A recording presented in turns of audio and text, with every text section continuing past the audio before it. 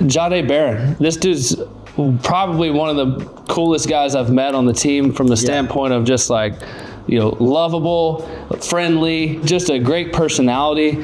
Sometimes you have those lockdown, cornerbacks that are, headphones kind of in the zone, talking trash. Jahdae has that in him, but he's just a great teammate, it seems like. He's like the epitome of what college football is supposed to be. When I got here, you never know what you inherit, right? You just get here and you're like, okay, you got hired for a reason. You don't really know why. You got to figure that whole part out. And so many people are like, yeah, you got to cut that kid loose. He's just coming off his freshman year. He's a local kid, Pflugerville. And he was a little bit of a pain in my tail year one. Yeah. But he was a good player. And to watch his growth year 1, year 2, year 3. And at the end of year 3, a couple of his buddies are declaring early to go to the NFL draft. And he had a really tough decision to make. Yeah. And he was really getting like 4th, 5th, 6th round grades. He wasn't getting like early round grades. I think in his mind he thought he was, but that wasn't the feedback we were getting back. Right. And so he made a decision to come back. And then we talked about, okay, if you come back, how are you going to improve? And what are you going to do? And the first thought was, we want to move you to corner. Well, if we're going to move you to corner, you got to change your body, right? Your speed's got to get right. But we're not going to primarily play you at corner. You're going to play some nickel. You're going to play some safety. You're going to play some dime on 3rd down. And then above that, I need you to be a senior. I need you to be a leader. I need you to do the things that this team is going to need, because we lost some good leaders on the way out. That's right. And if there's ever like a poster child for why you come back to school for your senior year, comes back, graduates, plays phenomenal football, Thorpe Award winner. Okay.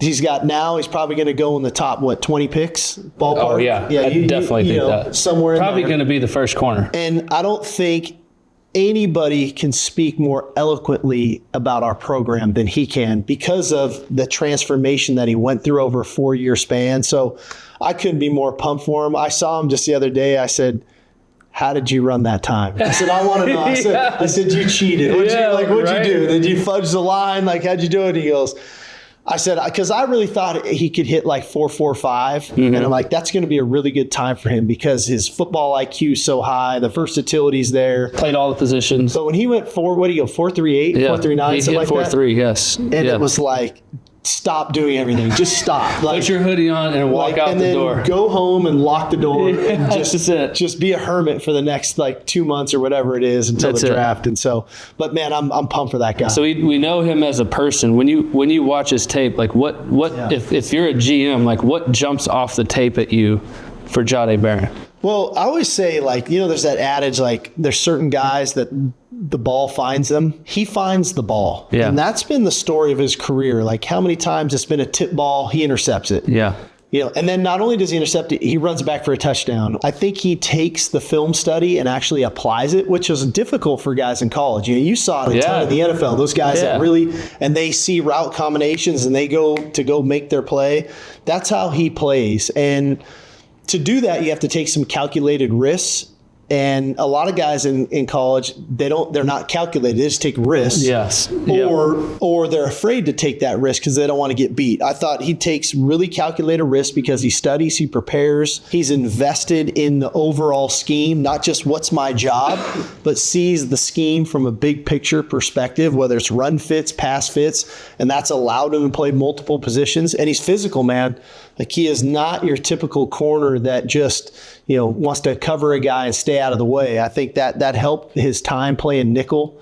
It helped, his time being a dime linebacker. But, man, he's a good blitzer. He's instinctive. He's got great ball skills. And he loves the game. And that's the part that you love is that, every day he walks in the building, it's a want to. It's definitely not a have to. Well, man, there's so many other guys. Andrew Makuba. Yeah, I love him. Great player. Alfred Collins. Barron Sorrell was 4.68, man. That's so crazy. Combine, I'm glad I don't have to deal with those guys anymore. Here's the thing we got to watch. The record for the NFL draft is 15 guys from one school. Is the most ever. We had 14 guys invited to the combine. Mm-hmm.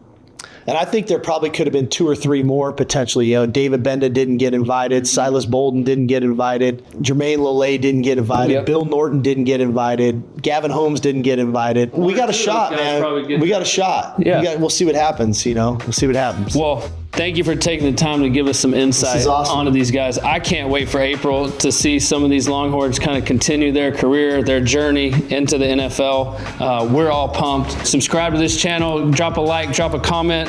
We have a lot more Longhorn content coming as we move on. Thank you so much. That was awesome. You got it, brother. Welcome, man.